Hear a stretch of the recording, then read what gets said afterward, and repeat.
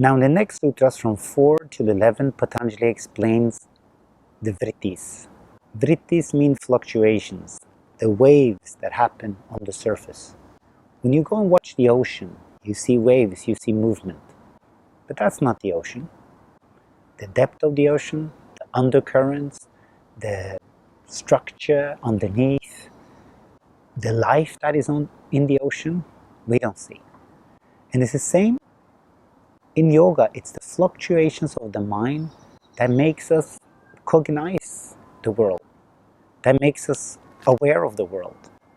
And how we understand these fluctuations of the mind and see that there's something different from within, that is the purity of witness, the purity of seeing, that's how we come closer to yoga. Now, that process is by no means easy, because whatever happens in the fluctuations of the mind, that is our reality. And to experience that that is just a surface reality is hard to digest and hard to accept sometimes.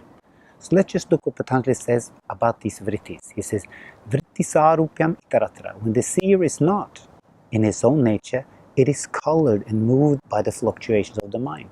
Whatever fluctuations of the mind is there, that's our state of consciousness. And he says, Vrittayaha, Panchatayaha, Klishta, Aklishta. There are 5 types of Vrittis.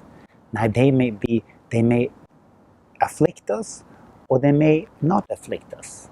If they afflict us, they lead to misery, they lead to pain, they pull us down in a dark hole.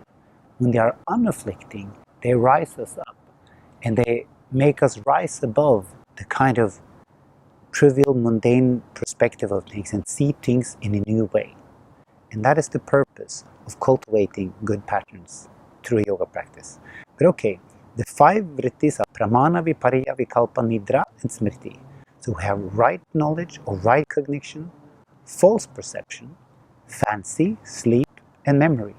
So these 5 kind of basic surface structures of our mind, what kind of makes up our mental patterns, is how we navigate in the world. We have to learn how to relate to objects as they are.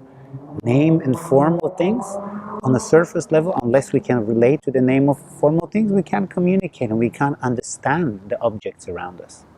But as we have the rightness and suchness of things, we also have wrong perception.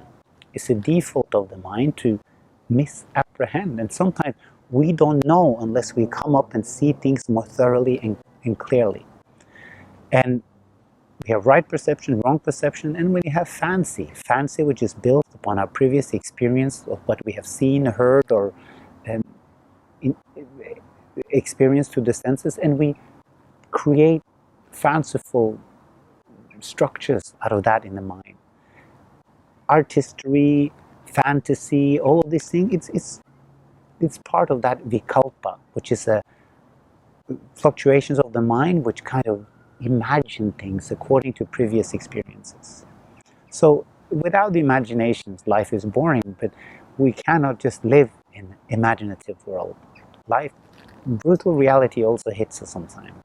But how we learn to see that we relate to suchness of things, valid cognition, we also relate to wrong cognition, we have fancy, and we also are affected by sleep and memory. Without sleep, we cannot function. The mind needs to go in itself and relax, and sometimes just give up. And there's something inside of us waking up and feeling, I had a good sleep, I had a terrible sleep, I feel refreshed, I feel tired. So there's something within us also untouched by sleep, but nevertheless, it gets colored by the effect sleep has on it. Memory is another important vritti. Without remembering what we have experienced, we cannot remember our own home where we stay. We don't know anything. So the importance of learning to develop a clear mind that can see how these patterns affect us, being clear and having a kind of scientific way of approaching knowledge, approaching object, and also recognizing that as we dig deeper into things, we may be wrong. Recognizing how we build fanciful patterns in our mind, how sleep affects us and how memory affects us. So these are the kind of surface layer in the mind, yet the subconscious kind of activators, the currents, that the undercurrents of the mind, our subconscious mind, it's more difficult to understand. We know we have good days, we have bad days. We cannot just relate to our valid cognition, false cognition, yet these are the kind of surface layers of how we may come to know that we have cognition.